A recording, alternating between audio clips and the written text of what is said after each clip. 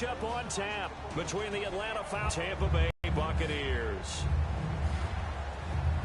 Hello, everybody. Alongside Charles Davis, I'm Brandon Gaudin. As we get set here, Charles, we talk about wide receivers. You know, Larry mentioned it in the open, but that's a big spot to look at here in this one.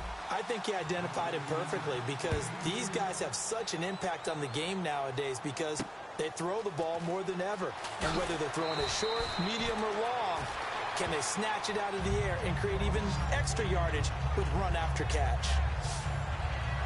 So out come the Bucs now for their first drive. They'll be led out by their 6'4" quarterback, the former #1 overall pick in 2015, Jameis Winston. And this is a guy who cares totally about his team. He will do whatever it takes for a play to be successful and for his team to win. I've seen him become a lead blocker on running plays, even though I'm sure his coaches don't want him anywhere near that pile. Shift together here from the D-line.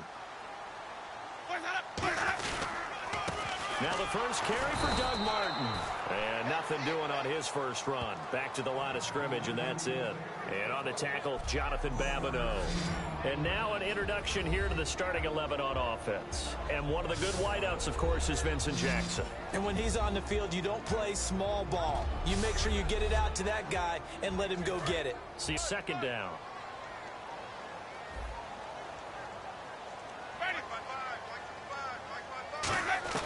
Now Jameis.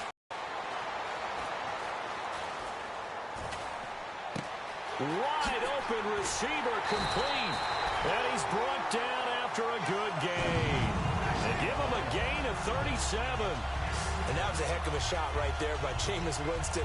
Boy, he has a superior right arm, doesn't he? You saw him play baseball. Yeah, he's actually a switch hitter in baseball. Outfielder and then, of course, a very hard-throwing pitcher. That's translated well in the National Football League. That it has. When he has to make that throw on the line, he's got plenty of arm to do it. Bringing it in, Jackson left side. And he's brought down after a good gain. They get 31 yards that time. And that'll be good enough for a Tampa Bay first down. Now that play will end up on the highlights, and you'll see it all over the place. But what you won't see, the offensive line that bought the extra time, that allowed for the big completion downfield, those guys made that play possible. First down, here's the run with Martin. Call it no gain on the play, and it'll be second down. The starting defense for the Falcons. Robert Alford is another corner who has a lot of versatility.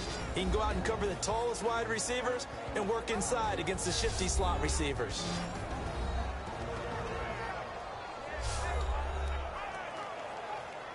Offense looking to avoid a 3rd and long. It's 2nd and 10.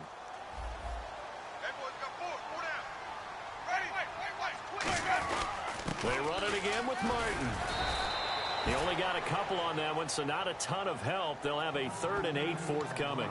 When the 4-3 defense is functioning really well, you know who stays what we call clean and no one gets to him? The guy playing the middle linebacker position, the guy we call Mike. That means the defensive front is eating up all the blocks and just let him go to the football and make a play. Safarian Jenkins, yes! Touchdown, Tampa Bay! Austin Safarian Jenkins, a 9-yard touchdown grab. And the Bucs take the ball down the field and score on their opening drive. And that one gives the Bucs a 7-0 lead. Is the kickoff unit as they run up and send this one away. This fielded a few yards into the end zone. Oh, spinning away. And the decision to come out is going to cost him 5 yards with a new rule as he's taken down right at the 20-yard line. So here come the Falcons now to get the football for the first time. They'll be led out by the man taking number 3 overall back in 2008. It's their now veteran quarterback, Matt Ryan. And at times it's hard for me to believe I'm saying veteran Matt Ryan. Still remember him coming out of Boston College, full of enthusiasm, mastered their 2-minute drill in his first OTA. What a player. It's hauled in by Hardy. And they'll bring him down at the 27-yard line.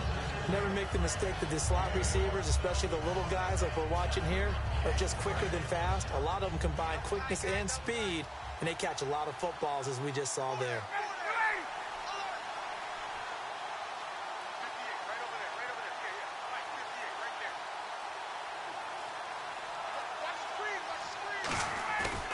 Off the play fake to Freeman. It's Ryan. And his throw is incomplete. He was looking for his tight end, Jacob Tamme, there. And that'll bring up a third down.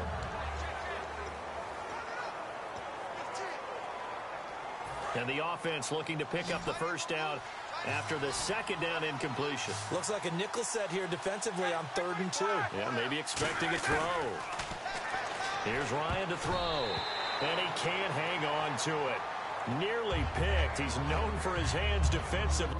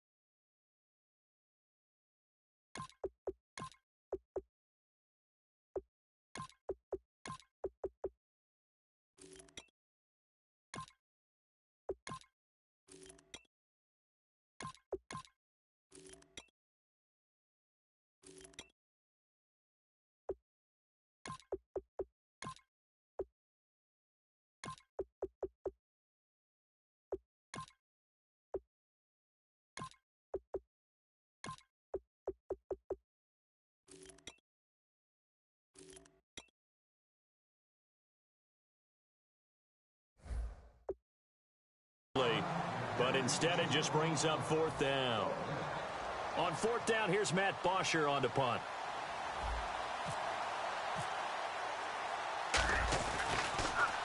And he'll get this away into the humid Florida sky.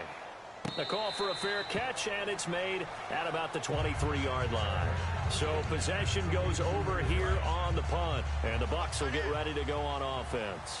And Tampa Bay trots out there now. And that last drive, a long drive, but not just that. They had a great air attack going. And now loose football, fumble. Martin lost it. But it looks like a Buccaneer was able to corral it. Yes, the Bucs have it. Tampa Bay keeps the possession. Wow, that ball gets knocked free, but a teammate comes along and scoops it up. It's almost like baseball. Guys at bat, people are on base in scoring position. One guy doesn't get him home. The next guy comes through and picks him up. And avoids the turnover. And he'll go down right at the 30-yard line. And still about 3 yards shy of a first as the 4-yard pickup brings it to 3rd down. 3 yards left to grab here on 3rd down.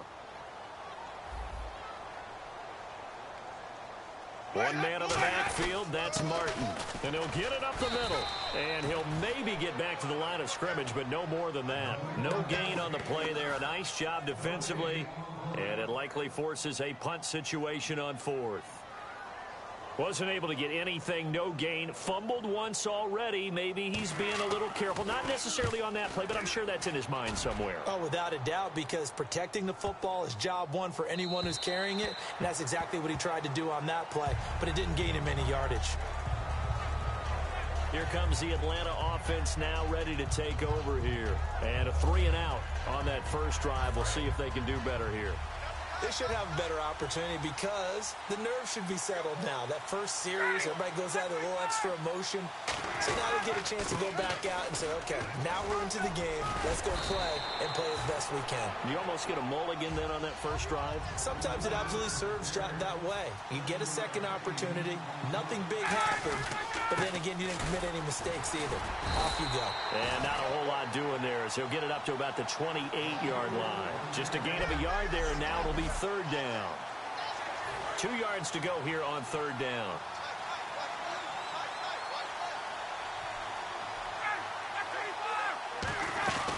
They'll run it now out of the gun.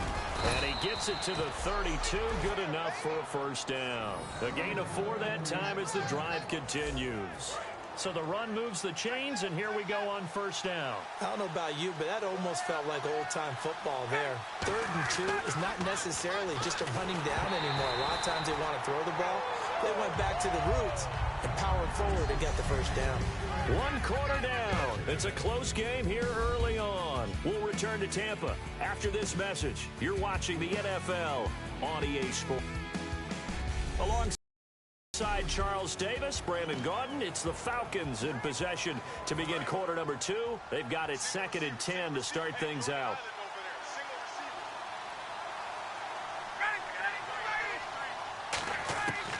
2nd and 10 now. Ryan. The left side completion to Jones. Touchdown, Falcons.